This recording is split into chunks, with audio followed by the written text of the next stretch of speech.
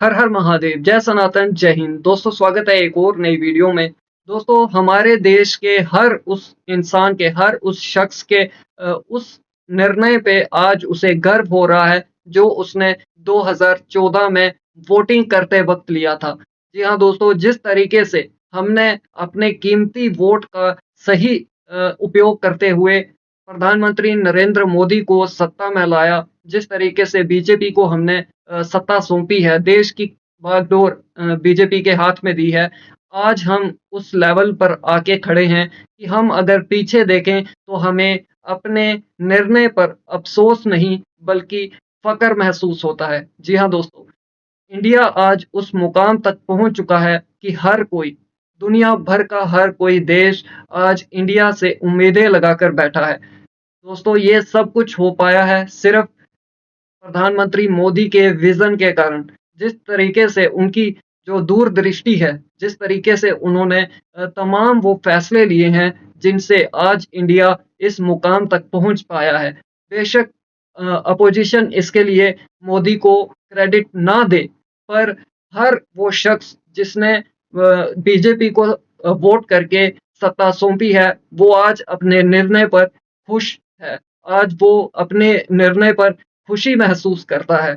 इसका सबसे बड़ा उदाहरण हमें ब्रिक्स सम्मेलन के दौरान देखने को मिला। जिस तरीके से इंडिया और चाइना ने अपने सभी डिस्प्यूट्स को भुलाकर दोस्ती कर ली है, जिस तरीके से रिश्ते सुधारे हैं। हर वो इश्यू जो इंडिया और चाइना के दरमियान था, उसे रिज़ॉल्व किया गया है। जिस तरीके से हम देख रहे हैं कि दोनों ही देशों के सेनाएँ जो हैं, वो वापिस उसी पोस्टों पर आ चुकी हैं, जहाँ पर वो 2020 में थी। दोस्तों, ये एक नामुमकिन सा निर्णय लगता है कि आज वो हो चुका है, जिसकी किसी ने उम्मीद नहीं की थी। जिस तरीके से चाइना भी एग्रेशन दिखा रहा था बॉर्डर पर, और जिस तरीके से इंडियन आर्मी भी एग्रेशन में थी, अब कहीं न कहीं ये सभी डिस्प्यूट्स सॉल्व होते हुए दिख रहे हैं। दूसरी तरफ इंडिया और चाइना की बढ़ती नज़दीकियों से पाकिस्तान पूरी तरीके से जल भुनकर राख हो चुका है। पाकिस्तानी इसे लेकर क्या कुछ कह रहे हैं, किस तरीके से पाकिस्तानी इंडिया और चाइना की दोस्ती को देख रहे हैं, आइए आज की वीडियो में समझते हैं। दोस्तों अगर चैनल पर नए हैं तो चैनल को सब्सक्राइब करें, बेल आइकन दबाना ना भूलें। दोस्तों बने रहिएगा वीडियो में अंत तक। चलिए वीडियो को शुरू करते हैं। One and only Naira Pakistan reaction. दोस्तों आज हम बात करेंगे एक बहुत बड़े स्टेटमेंट की कि दुनिया का जो फ्यूचर है अब इंडिया के बगैर इम्पॉसिबल है। अमेरिका हो या चाइना हो, दोनों ही कंट्री जो है अपनी अपनी भरपूर कोशिश कर रही है कि वो इंडिया से जो है दोस्ती का हाथ बढ़ाए। ब्रिक्स समिट के दौरान एक बहुत बड़ी एग्जांपल कायम हुई कि चाइना ने जो है अपना बॉर्डर के ऊपर एग्रेशन कम किया और लद्दाख से जो है अपनी जो है डिसंगेजमेंट शो करवाई। दूसरी जानिब अगर बात करें तो चाइना जो है इंडिया का दोस्त बनता चला जा रहा है और इंडिया के अंदर उसको जो है ना अपने हाई इंटरेस्ट नजर आते हैं। अगर पाकिस्तान की बात करें तो यही चाइना जो कि किसी वक्त शहर से मीठा, पहाड़ से ऊंचा और समुद्र से गहरा दोस्त था, आज इसकी दोस्ती पाकिस्तान को लेकर कमजोर होती दिखाई दे रही है। चाइना पाकिस्तान से दूर होता चला जा रहा है और करीब किसके हो रहा है, पड़ोसी मुल्क इंडिया के। और इंडिया ने ये सब कुछ जादू की छड़ी से नहीं किया, इंडिया ने अपनी इकोनॉमी को बेहतर किया, इंडिया ने अपने पॉलिटिक्स को बेहतर किया। सो आज हम अवाम की तरफ बढ़ते हैं कि अमेरिका हो या चाइना हो, दोनों की जो अटेंशन है इंडिया की तरफ है और पाकिस्तान का फ्यूचर क्या है। सो अवाम की तरफ बढ़ते हैं और जानते हैं उसकी राय। बात आपकी बिल्कुल सही है कि मतलब कि चाइना जो है अब इंडिया के साथ लिंक कर रहा है जी। और मोदी साहब के साथ उनके काफ़ी अच्छे रिलेशन बन रहे हैं। इसकी वजह यही है कि पाकिस्तान के साथ अटैच रहा है। पाकिस्तान ने उन्हें मतलब कि उस हिसाब से उन्हें प्रॉफिट नहीं आया, कोई चीज़ उन्हें मुहैया नहीं हुई। हाँ चाइना को। अच्छा। लेकिन चाइना जब उनके साथ मिलेगा, उनकी इकोनॉमी बेहतर है हमारी निस्बत है। जैसा कि मैंने पहले भी इंटरव्यू दिया था, उसमें भी यही बात की थी, वो अपनी इकोनॉमी बेहतर करते रहते हैं। उनकी इकोनॉमी पाकिस्तान की निस्बत बहुत अच्छी है। डॉक्टर जाकिर नाइक साहब भी यही बात कह रहे थे, जो है इंडिया पाकिस्तान से बेहतर है। हाँ, वो रियलिटी है भाई, इंडिया हर लिहाज से पाकिस्तान से बेहतर है। हाँ। वो इसी वे मतलब कि वो इकोनॉमी के लिहाज से ही बात कर रहे थे। ठीक हो गया। हाँ। तो यही है कि मतलब कि जब चाइना को इंडिया से फायदा मिलेगा तो वो उसके साथ ही लिंक करेगा। हाँ। ये तो मतलब कि कोई ऐसी बड़ी बात नहीं है। मतलब हर मुल्क अपने इंटरेस्ट के लिए काम कर रहा है। बिल्कुल ऐसी ये बात। दोस्तियां सिर्फ सो कॉल्ड है। बिल्कुल ये एज सो कॉल्ड है। नाम की दोस्ती है। जी बिल्कुल, जिस कंट्री की इकोनॉमी अच्छी होगी दूसरा कंट्री उसकी इकोनॉमी देख के उसके साथ ज्वाइन करेगा। देखिए सिर्फ इकोनॉमी को लेकर आप नहीं कह सकते हैं। हाँ, इकोनॉमी भी है और जिस तरीके से हमारे यहाँ पे एक सेफ एनवायरनमेंट है, एक सेफ माहौल दिया जाता है, चाहे वो कोई भी हो। कि कोई भी अगर हमारे देश में किसी तरीके का कोई बिजनेस करना चाहता है, किसी तरीके की इन्वेस्टमेंट करना चाहता है, तो उसे एक सेफ माहौल जो है प्रोवाइड किया जाता है। अब देखिए कितनी कंपनीज हैं, कितनी इंडस्ट्रीज हैं जो इंडिया में शुरू हो रही हैं। जिस तरीके से तमाम तरह की टेक्नोलॉजी जो है वो इंडिया के पास है। सही हो गया, हाँ। अब हमारी इकोनॉमी क्या है? कोई इकोनॉमी नहीं है। कितने हमारे जो यंग जनरेशन आ रही है, हाँ। जॉबलेस हैं सारे, ठीक Jobless है, ठीक है। है। उसके बाद जो अपना पुराने उधर पे जो पुराने लोग हैं उनको बार-बार, हाँ, नहीं मिल रही। जो नेक्स्ट जनरेशन आ रही है उनको मौका नहीं मिल रहा, हाँ। तो उनको मौका देंगे तो जो है इम्प्रूवमेंट होगी ना मुल्क में। सही बात है। और उनको मौका भी कैसे मिलेगा कि जब हमारा एक रुझान ये बना हुआ है पाकिस्तान में, जितनी अनएम्प्लॉयमेंट रेट जितना बढ़ा हुआ है ना, मैं खुद यकीन जाने एक BBA होल्डर हूँ, मास्टर का स्टूडेंट हूँ, यकीन जाने मेरे पास कोई जॉब नहीं है और मुझे 6 से 7 माह हो गए हैं BBA किया और मैंने बैंक में जॉब की है। और बैंक, मैं ये नहीं कहता कि बैंक बुरी चीज़ है, बैंक एक अच्छा अदारा है, बैंक हमारे इधर काफ़ी अच्छा काम कर रहा है, लेकिन उसकी निस्बत कुछ ऐसे हैं मामलात जिसकी वजह से ये जॉब जो अच्छी नहीं मुझे लगी। लेकिन उसके बाद भी तो है ना ज़िंदगी में, सिर्फ बैंक तो नहीं ना, बैंक तो नहीं, बड़ी फील्ड्स हैं, हाँ। बड़ी फील्ड्स हैं, तो क्या वजह? लेकिन कुछ भी नहीं मिला। मतलब कि जहाँ पे जाते हैं वो कहते हैं कि प्रैक्टिकल काम लेके आए। प्रैक्टिकल काम कैसे मिलेगा? पाकिस्तान में तो सारा रट्टा सिस्टम है, प्रैक्टिकल है ही नहीं है, बिल्कुल भाई, बिल्कुल यहाँ पे कुछ भी नहीं बिल्कुल। है। जहाँ भी जॉब के लिए अप्लाई करेंगे ना, फर्स्ट ऑफ ऑल ना उन्होंने आपकी CGPA देखना है, ना आपका स्कोर देखना है, ना परसेंटेज देखनी है, उन्होंने क्या देखना है? एक्सपीरियंस हमें नहीं मिल रहा, कहाँ से मिले? ना लैब्स है, ना कोई टेक्नोलॉजी है, ना Internship बिजली, देते हैं। यहाँ पर कुछ भी तो नहीं है। इंटर्नशिप का कहते हैं कि भाई 1 साल की मिलेगी, 6 मंथ की मिलेगी, तो वो नहीं मिल रही। एक्सपीरियंस कहाँ से आए? 5 साल हम लगाते हैं डिग्री करने में, 35-36 लाख रुपया, जो घर वाले मिडिल क्लास फैमिली के लिए बहुत टफ है, ये बहुत tough अचीव है। करना, ये हाँ, बहुत टफ एम agree, है। agree। तो हम 35 या 30 लाख लगा के एक डिग्री करते हैं 4-5 साल की, हाँ। उसके बाद हम जाते हैं जॉब करने के लिए। वो कहता है भाई तुम्हारा CGPA नहीं पूछेगा, परसेंटेज नहीं पूछेगा, टैलेंट वो कहता आता क्या है? एक्सपीरियंस हाँ। आता क्या है? भाई तुमने पहले क्या कहीं जॉब की है? कहीं जॉब की है, पहले कोई एक्सपीरियंस है वो लाओ। वो इंडिया के स्टूडेंट अच्छे नहीं है, हाँ, जो कि बिल्कुल। पढ़ाई भी अच्छी करते हैं, उनको जो है प्रैक्टिकल भी करवाया जाता है और दुनिया का हर मुल्क उन्हें जॉब देता है। बिल्कुल ऐसे ही बात है। हम पाकिस्तानी अब देख लें, स्टडी अब्रॉड के लिए अप्लाई करेंगे ना, जहाँ मर्जी मैं कर लूँ, ये भाई कर लें, या कोई भी कर ले, उन्होंने फर्स्ट ऑफ ऑल पहले तो देखना है ये बंदा किस कंट्री का है। हाँ। पाकिस्तानी सुन के ना वीजा रेशो वो 90 से 40-30 आ जाती है। इंडियन स्टूडेंट अब बाहर जितनी भी कंपनीज है उनका CEO इंडियन बैठा होगा। हाँ, सही है। क्यों? हार्ड वर्क है। बेशक काम ना करे, लेकिन उसकी कौम, इंडिया की तरक्की कौम कर के बारे में पता नहीं, ये लोग हार्ड वर्किंग है हाँ, भाई, इनको तरक्की रख ले। कहने का ये है कि इसी वजह से चाइना जो है ना इंडिया के साथ लिंक है, वो अपने लोगों को डिस्करेज नहीं करते। इंडियंस बिल्कुल ऐसे ही है। हम लोग जाते हैं जॉब के लिए, वो कहते हैं कि आपके पास एक्सपीरियंस है, नहीं है तो ठीक है बेटा, आपके लिए नहीं, पहले एक्सपीरियंस लेके आए। सिफारिश भी तो कहते हैं, सिफारिश। सिफारिश रेफरेंस बेस पे। शायद आप इस फॉल से आई हूँ। नहीं, मेरा खुद का चैनल है, मैंने एक सब्सक्राइबर बड़ी मेहनत से और आवाम के सपोर्ट से गेन किया है, ऑडियंस बहुत प्यार करती है। लेकिन फैक्ट्स की बात ये है कि पाकिस्तान को सब तनहा छोड़ रहे हैं, हमारी शायद खुद की गलती है। हमारी खुद की गलती है। इंडिया का अगर रिकॉर्ड देखा जाए पिछले कुछ सालों में, वो डेवलपमेंट और टेक्नोलॉजी में इतने आगे जा चुकी है ना, अच्छा। कि हर कंट्री उनके साथ ना सुसाइड होना चाह रहा ठीक है, है। क्योंकि उनको पता है कि इंपोर्ट एक्सपोर्ट करनी है, तो इंडिया से हमारे अगर ताल्लुकात अच्छे होंगे तो हमें फ़ायदा होगा। सही है। डेफिनेटली अगर टेक्नोलॉजी साइड पे भी वो देखते हैं तो इंडिया आगे है। अगर उनकी मिलिट्री साइड पे भी देखते हैं, इंपोर्ट एक्सपोर्ट अगर वेपन की भी देखते हैं, तो वो देखते हैं कि इंडिया इस वक्त इकोनॉमी बेटर है, तो उनकी साइड ही आना चाहते तो हैं। मतलब आप इस स्टेटमेंट से एग्री कर रहे हैं कि वर्ल्ड फ्यूचर इंडिया के बगैर पॉसिबल नहीं हो सकता। डेफिनेटली जिस तरह की करंट सिचुएशन चल रही है, इंडिया टॉप पे है।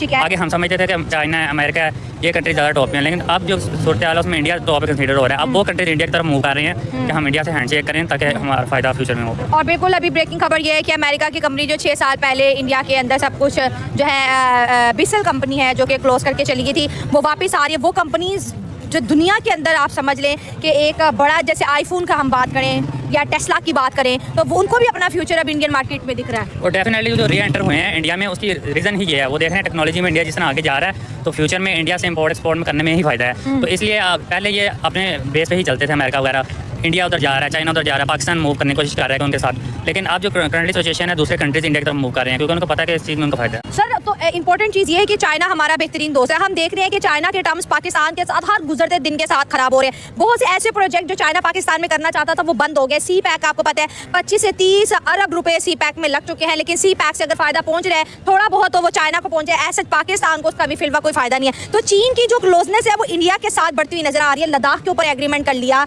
अब ब्रिक्स में जो है दोनों लीडर्स मोदी साहब और शी जिनपिंग की मुलाकातें रही हैं, तो चाइना का झुकाव इंडिया की तरफ जा रहा है। उसकी मेन रीज़न ये है, आपने सी पैक की बात की, जब सी पैक इधर स्टार्ट हुआ था तो पाकिस्तान में चाइनीज़ इंजीनियर्स वगैरह आते थे, चाइनीज़ आते थे, तो इधर जो उनको मिलिट्री प्रोवाइड की गई वो बहुत वीक थी। इंजीनियर्स पे हमला हुआ, बलोचिस्तान में जिस तरह के हालात थे, सी पैक पे आए दिन अटैक हो रहे हैं, और वो तंग आके चीज़। देखिए, इससे याद आया कि जिस तरीके से चाइनीज डिप्लोमेट्स पर हमले हुए हैं, अब उनके एक बड़े अखबार ने ये छापा है कि अगर इसी तरीके से हमले जारी रहे तो चाइना अपने हाथ पीछे कर लेगा। आपका सी पैक जो है वो सिवाय खंडर के कुछ नहीं रह जाएगा, वो उससे पीछे हट जाएगा। और कहीं ना कहीं आप ये समझ लीजिए कि जिस तरीके से इंडिया और चाइना की दोस्ती हो गई है, ये कहीं न कहीं आपका जो फ्यूचर है वो डार्क हो गया है। उसमें कहीं आपको आगे कोई उम्मीद दिखने वाली नहीं है। और जिस तरीके से इंडिया ने आपको चारों तरफ से घेरा है, जब तक आप क्रॉस बॉर्डर टेररिज्म पर रोक नहीं लगाते, तब तक आपको इंडिया छोड़ने वाला नहीं है।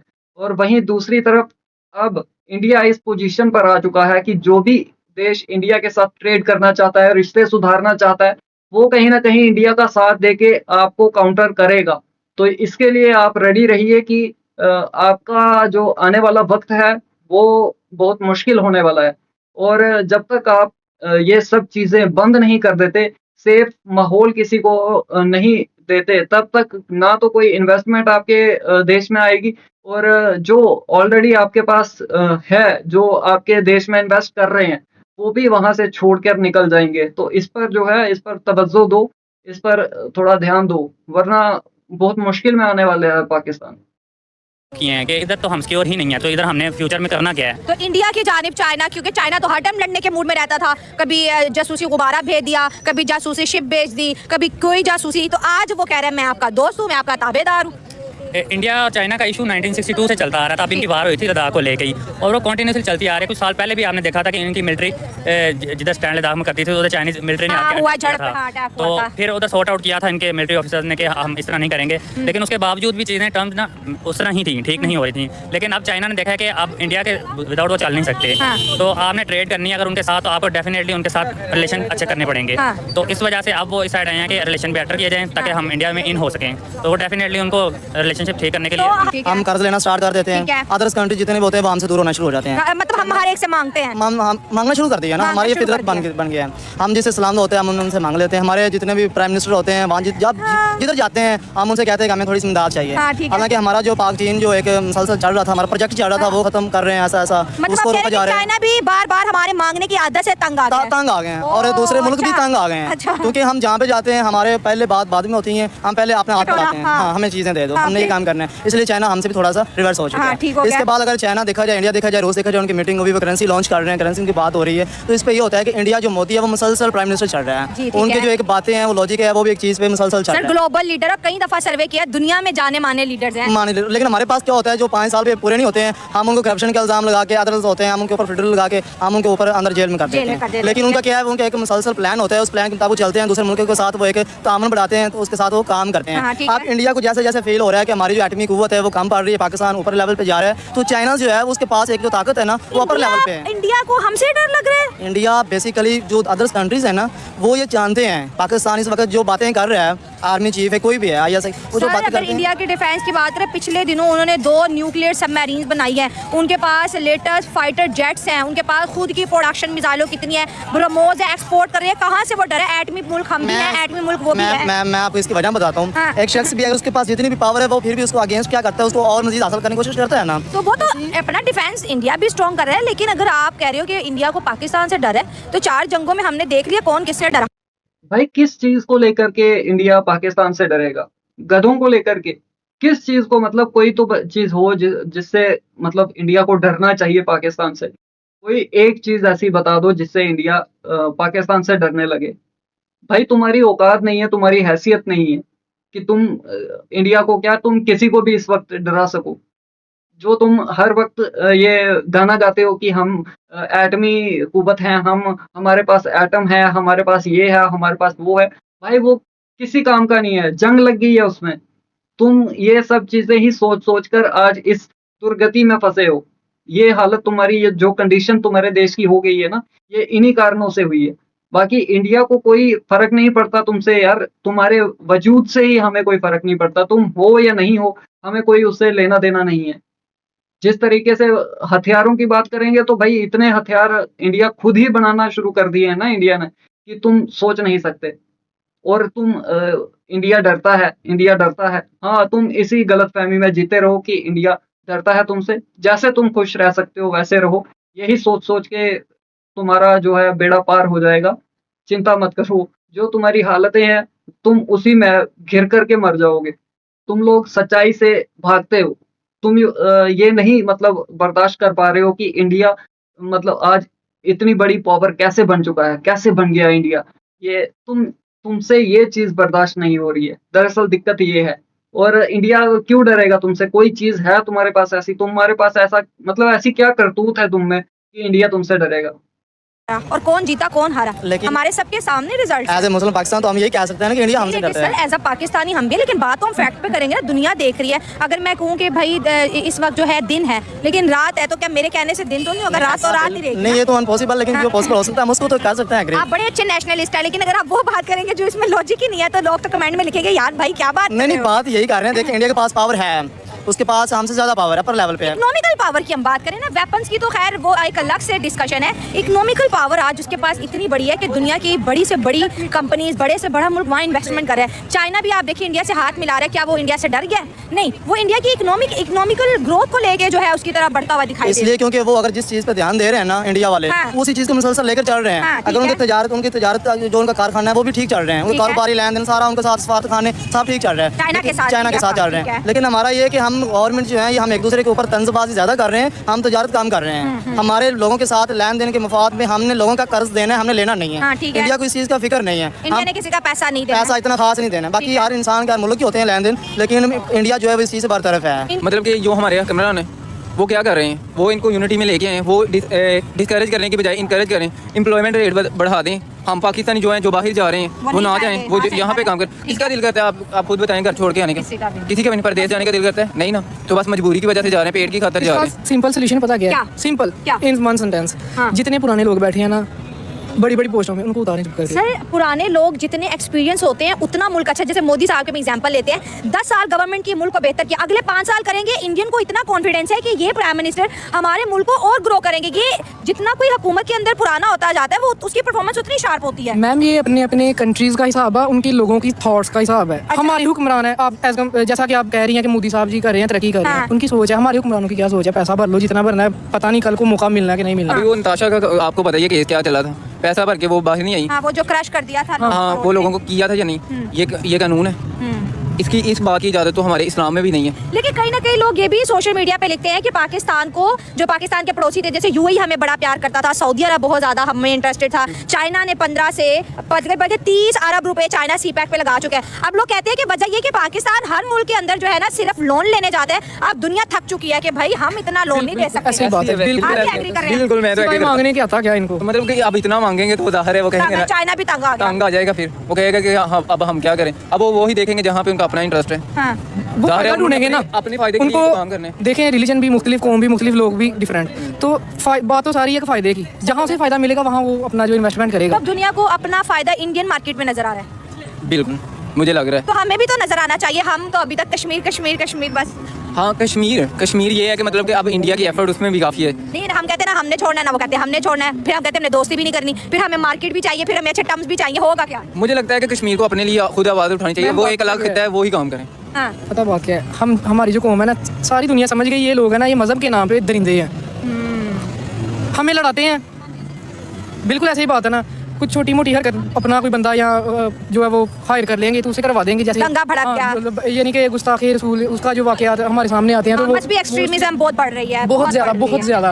वो हमें इन्हीं मामलात में जो है ना वो उलझाया हुआ है ताकि हम जो आगे ना बढ़ सकें। सही बात है। दुनिया टेक्नोलॉजी पे काम करिए, एआई पे काम करिए, और हम अभी मजहबी एक्सट्रीमिज्म से नहीं बाहर आ रहे हैं। ऐसे ही है, बिल्कुल ऐसे ही। चाइना के ऊपर भी तो बड़े अटैक्स होते हैं। चाइना के तो भाई कौन आएगा तुम्हें इन सब चीजों से निकालने के लिए? कोई फरिश्ता तो आएगा नहीं। तुम्हें खुद ही हिम्मत करनी होगी और इन सब चीजों से लड़ना होगा।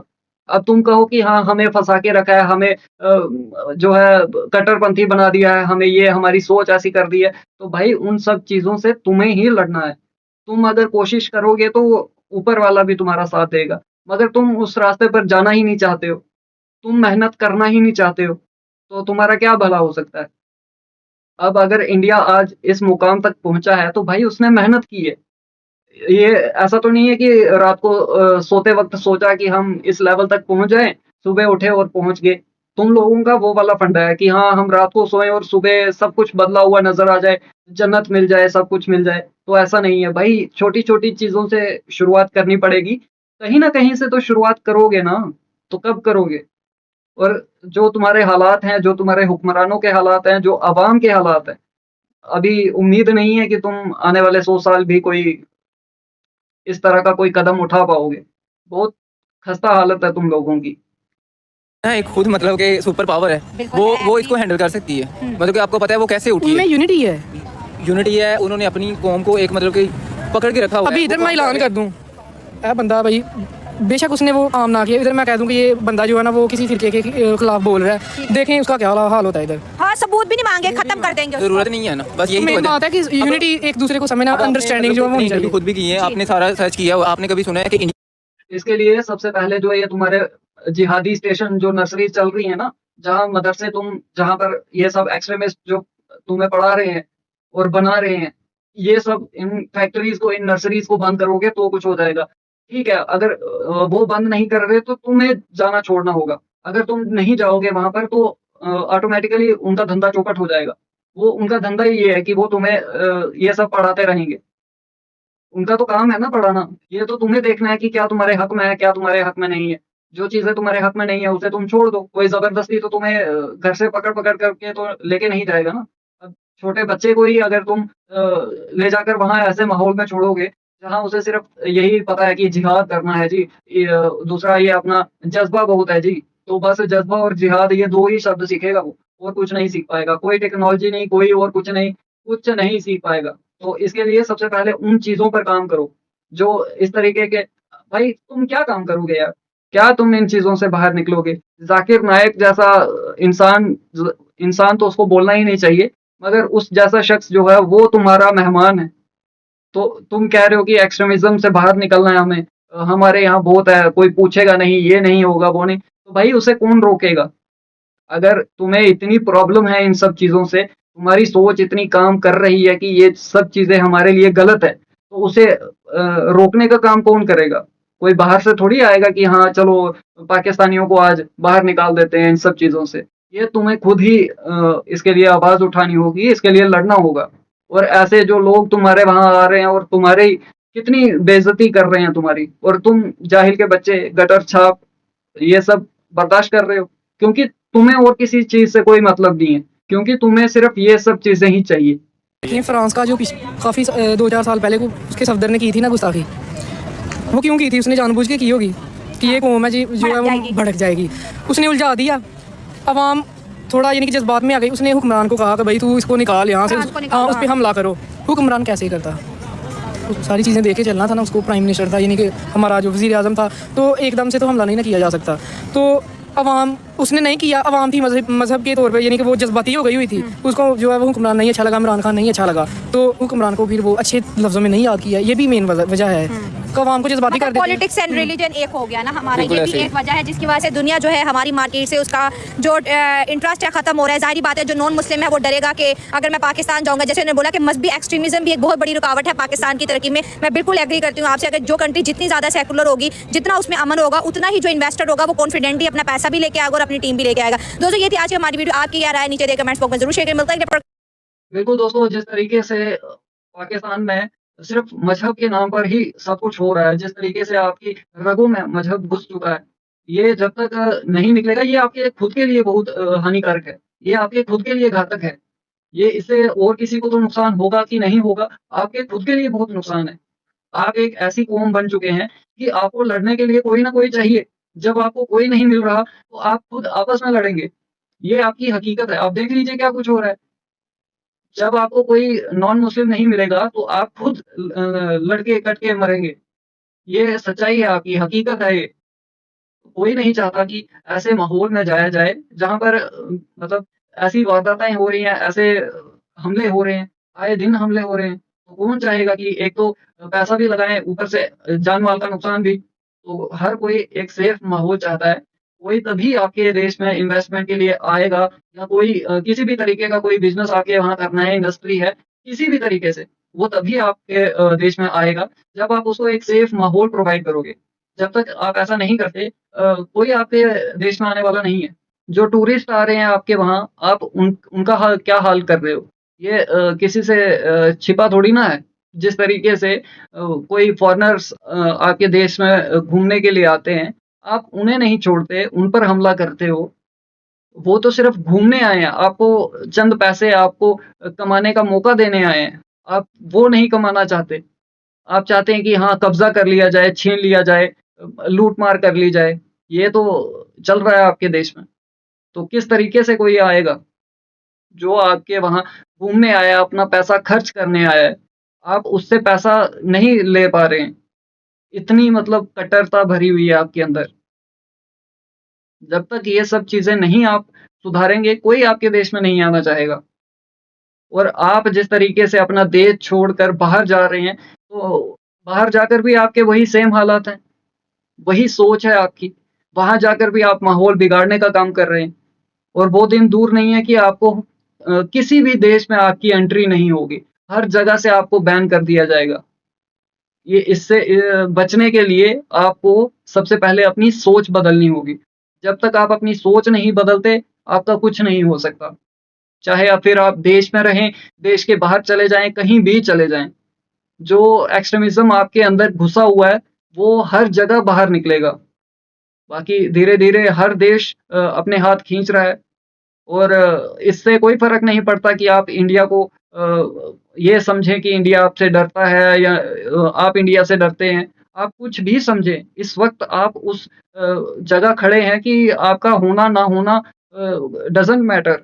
इसका कोई फ़र्क नहीं पड़ता है कि आप हैं कि नहीं हैं। कोई भी आपके होने ना होने से कोई फ़र्क नहीं पड़ने वाला। किसी देश को नहीं पड़ने वाला। पूरी दुनिया में किसी को कोई फ़र्क नहीं पड़ता। दोस्तों, आपकी क्या राय है? कमेंट सेक्शन में ज़रूर बताएँ। वीडियो पसंद आई हो तो लाइक करें, शेयर करें। मिलते हैं आपसे अगली वीडियो में, तब तक के लिए हर हर महादेव, जय सनातन, जय हिंद, स्टे सेफ।